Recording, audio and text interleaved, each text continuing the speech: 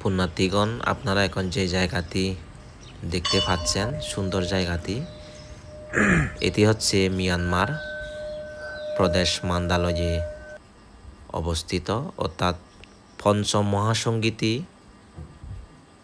স্থান বলে সুপরিচিত এই জায়গাটি।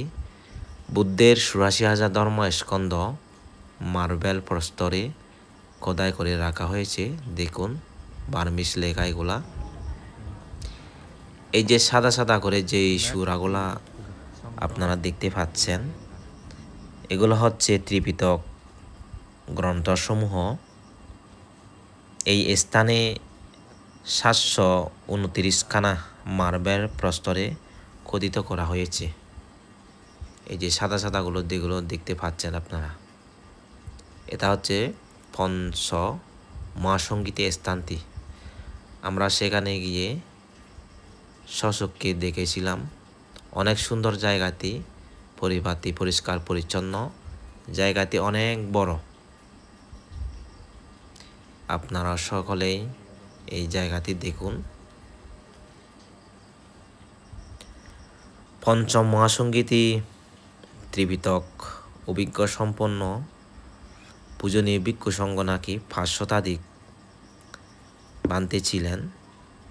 এই ১১৭১ খ্রিস্টাব্দে মিত্তন মিনের রাজত্বকালে এই স্থানে পঞ্চম বৌদ্ধ মহাসঙ্গীতি সমাপ্ত করা হয় এবং সমাপ্তর অবসানে ত্রিপিটকগুলো মার্বেল প্রস্তরে খোদাই করে রাখা হয়েছে। সেগুলো হচ্ছে এই সাদা সাদা সূরাগুলার ভিতরে রাখা হয়েছে।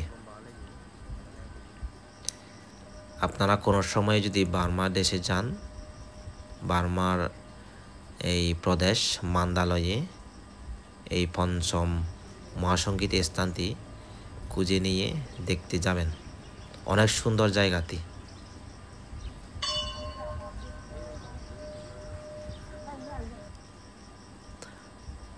আমরা চতুর্দিক ঘুরে ঘুরে দেখতেছি, অনেক সুন্দর জায়গাটি।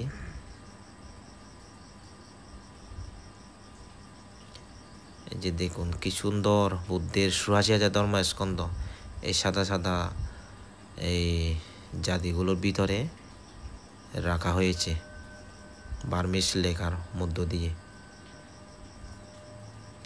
আপনারা সকলেই বন্দনা নিবেদন করুন।